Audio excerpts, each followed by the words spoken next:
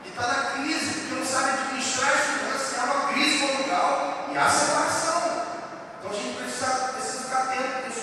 Então as pessoas, quando estão vivendo esse momento, essa dor, essa crise, essa doença, essa enfermidade, às vezes na família, por causa da finança, as pessoas fazem de tudo. E as pessoas vão confiar e se apoiar em quê? Superstições. Eu lembro de algumas pessoas da minha família ou amigos que sempre no final do ano sempre tem uma superstição, né? Você bota, vamos lembrar mais uma coisa aqui, comer lentilha. Uma crente não faz isso não, pelo amor de Deus. Tem que comer lentilha no final do ano, para ele ficar rico. Tem que botar eu acho que uma folha de ouro na carteira, tem tanta coisa. Tem que botar uma nota de $1, bota na carteira. E tantas outras coisas que você observa as pessoas, que elas vão se apoiando, vão achando que através dessas crenças populares, de que sua vida vai resolver. Eu quero falar um negócio aqui. Essa pessoa, várias pessoas que eu conheço que fazem isso todos os anos, continuam pobres. Continuam em crise. Continuam na dificuldade de entender que você pode vencer. Na religião, quantas pessoas estão aí atrás de campanhas, de pagar promessas que Deus não requer de nós, que muitas vezes Deus não está naquele negócio, mas a gente está colocando, nutrindo uma crença popular, uma crença apenas religiosa,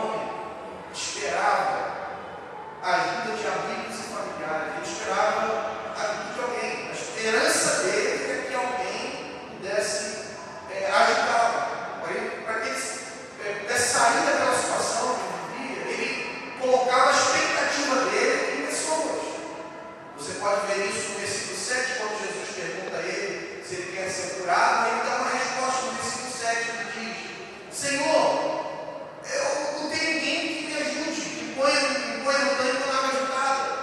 Ou seja, ninguém pode me ajudar. Todo homem judeu, se você observar no início do texto, tinha uma festa. E o judeu, todo homem judeu adulto, se ele estava ali a 30 quilômetros de Jerusalém, ele tinha a obrigação legal de assistir à festa, as festas ali em Jerusalém.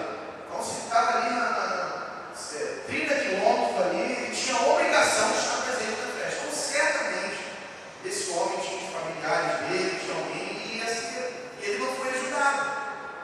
Mas parece que ele coloca a sua murmuração, ele coloca a expectativa de mudança nas pessoas. Ele diz: não tem ninguém que me ajude.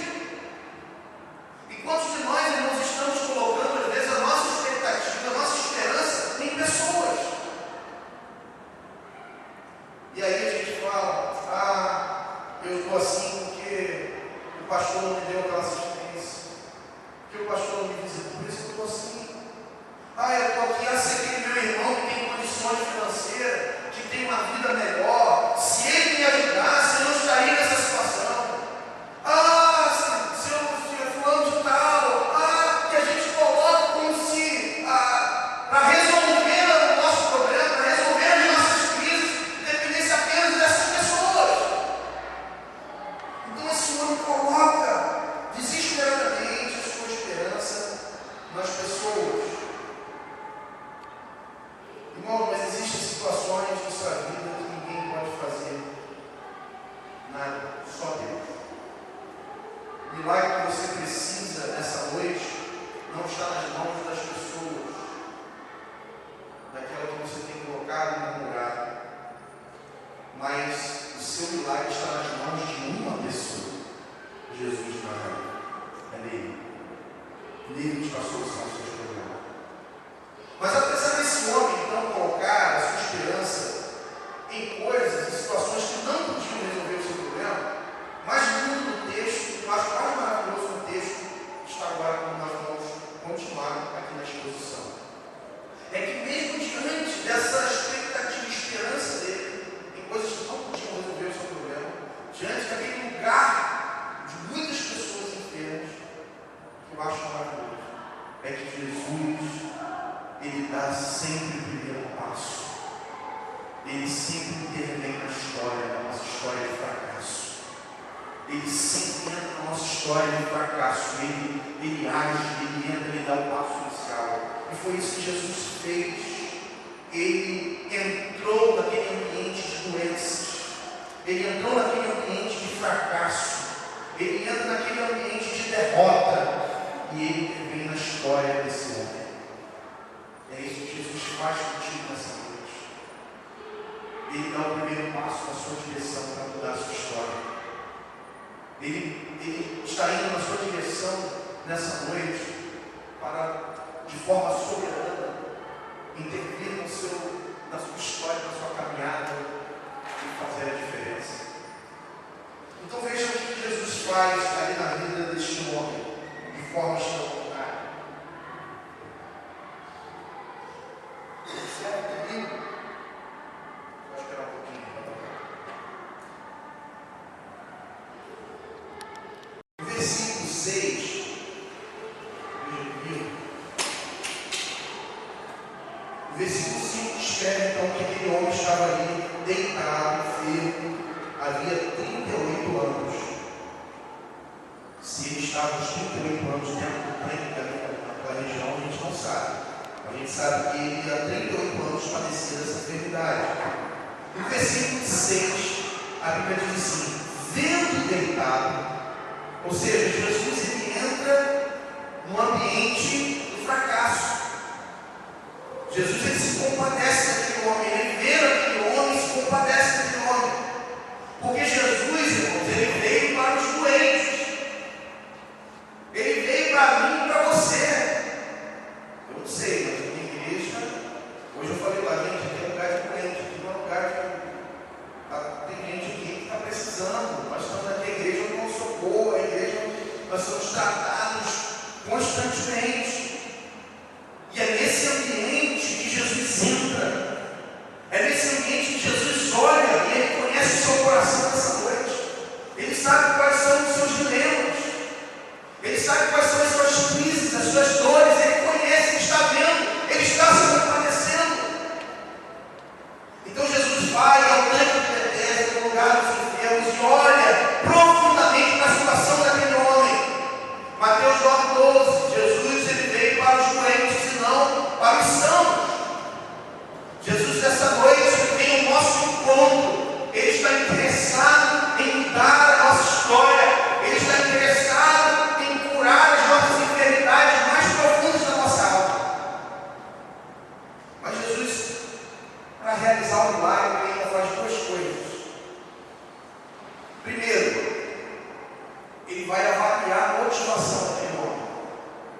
faz a pergunta no versículo 6. No final do versículo 6, ele pergunta: queres ser curado?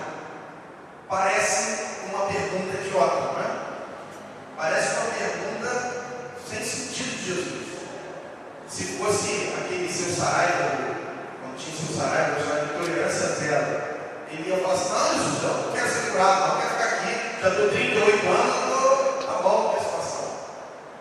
Mas exatamente isso, se Jesus perguntou, isso é uma pergunta retórica.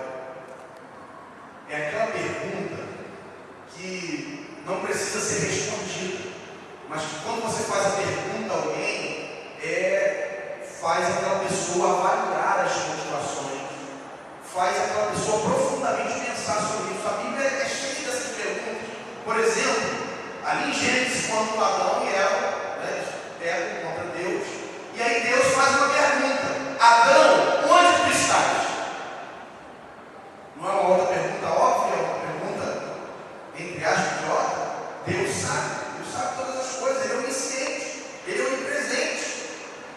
Ele sabia onde Adão estava, mas na verdade essa pergunta era para localizar Adão. Adão, olha onde você se meteu, onde você está, olha onde o pecado te colocou, onde você está, fez aquele homem pensar sobre a situação. E a gente poderia narrar outras perguntas que vão fazer avaliando o coração. Então essa pergunta não é tão idiota assim. Se aquele homem queria ficar são, você queria ser curado, porque aquele homem ele poderia estar tão acostumado com o problema dele, ele está tão acomodado ao problema dele, ele talvez poderia ter aproveitado daquele problema de enfermidade e ter montado ali uma agência para colher materiais ali de donativos, ou ele poderia estar tirando proveito da situação dele de enfermidade. Então talvez ele não queria ser curado, né? Não era isso que ele queria. É o que o pastor Carlos Queiroz, quando ele falava sobre o céu do Bartimeu, ele dizia: de repente aquele homem estava com o seguro do INSS, e se Jesus curasse ele ia perder o benefício. Então de repente ele queria se curar. De repente ele queria pegar e não, Senhor, não me cura não, porque eu estou recebendo benefício. Eu já me incomodei essa situação. Eu lembrei vendo um filme, há um tempo atrás, um filme antigo, O Sonho de Liberdade. Eu vou contar aqui o filme, só vou contar uma parte, mas vale a pena ver, um filme muito bom, interessante. E tem uma cena curiosa no filme, que um preso que cuidava da biblioteca da prisão, ele estava tão acostumado com a prisão, de cuidar ali, de estar ali, de que quando ele viu lá a sentença dele que estava liberado, que ele podia ir para casa, ele não quis ir para casa. Ele, não, eu me tiro daqui. Como me tiro daqui? O cara estava sofrendo lá. Mas ele estava acostumado, ele já estava adequado àquele sistema, o próprio sofrimento. Então parece que essa pergunta de Jesus vai avaliar a motivação. E nós precisamos, irmãos, constantemente ser reavaliados, constantemente a nossa motivação. O que você quer? Você quer realmente mudar a vida? Você quer realmente que Jesus entre na sua história e mude, transforme, faça com que o nome do Senhor seja glorificado através da sua vida, porque muita coisa vai acontecer quando Jesus fazer isso. Quando Ele entrar na sua vida, muitas coisas vão mudar. Você tem que estar preparado para a mudança. Mas tem gente que não está preparado para a mudança, que prefere ficar naquela situação. Por isso Jesus te pergunta nessa noite: o que você quer? Você quer uma vida diferente? Você quer restauração de fato do seu casamento? Você quer restauração da sua família? Você quer restauração da sua vida? Você quer cura? Você quer que Deus faça uma obra na sua vida de tal forma que você saia daqui transbordando e fazendo a obra dele? O que você quer? O que te motiva a desejar esse milagre de Deus? E uma segunda coisa para a gente encerrar, que Jesus faz diante daquele homem. Primeiro ele avalia a motivação e depois ele vai testar a fé. Parece que esse texto que esse homem não tem fé. Não, Jesus curou a pessoa de fé dele, não teve fé. A fé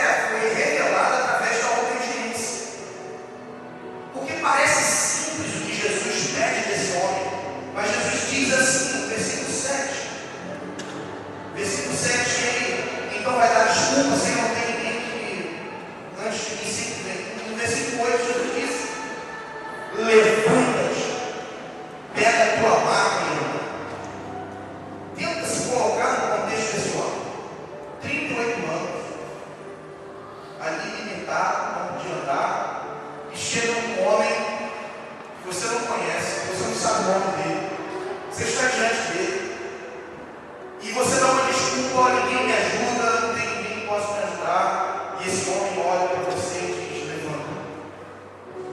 Se fosse eu, talvez ia titubear. Mas, rapaz, vou levantar como?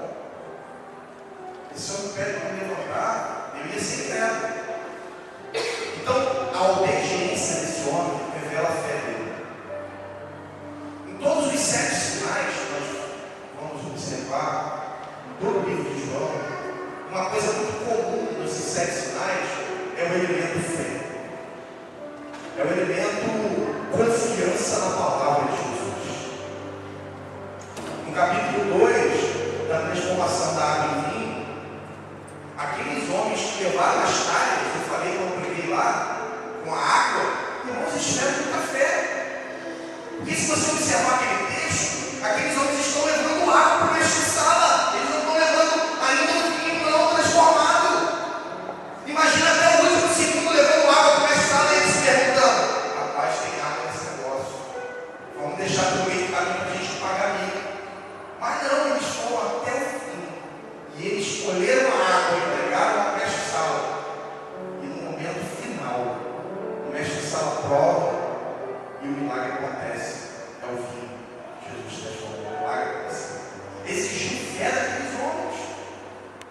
No capítulo 4, o segundo sinal que Jesus realiza foi aquele homem, o oficial do rei, que o seu filho estava doente. Jesus disse assim: vai para a casa que o teu filho vive. E ele não titubeou, ele não ficou: poxa, Senhor, mas eu quero que o Senhor vá lá, unja a glória, passa a mão para o meu filho, senão eu não vou crer. Não foi isso que ele fez. Ele confiou na palavra de Jesus.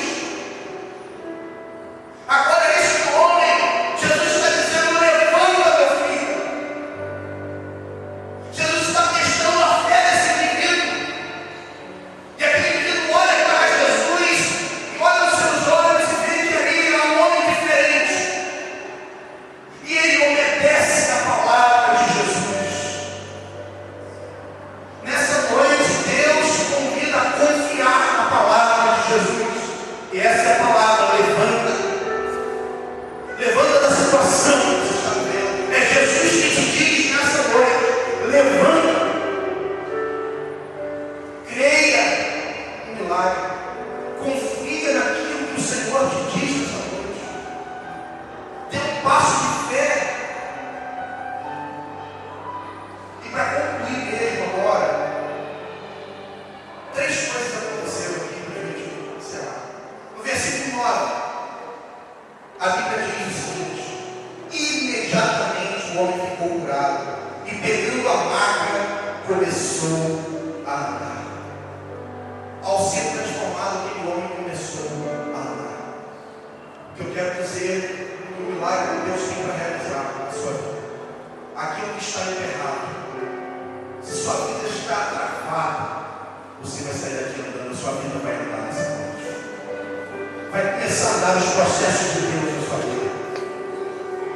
Porque é Jesus que está liberando o milagre. E você vai sair daqui andando. Não andando com aquele paralítico que tinha limitação física e saiu andando, o milagre foi esse. Mas talvez por causa dos problemas que você tem vivenciado, a sua vida está estagnada, está enterrada. Mas com o milagre de Jesus nessa noite, você vai sair daqui andando. A sua vida vai andar. Agora as coisas vão caminhar. Ele começou a andar. Segunda coisa, no versículo 14 da parte A, a Bíblia diz que Jesus encontrou o homem no templo. Eu queria te dizer a segunda coisa: venha para a casa de Deus, glorificar o Senhor pelo milagre que você tem recebido. Venha para o templo, venha para a casa de Deus, testemunhar os milagres do Senhor na sua vida. Se você está aqui nessa noite, você é convidado, se você não faz parte de uma igreja evangélica, Deus quer mudar a sua história. Deus quer entrar na sua vida. Deus quer fazer um milagre na sua vida. Faça como esse homem que, depois de receber o milagre, ele foi encontrado no templo adorando a Deus. Então, vem para cá.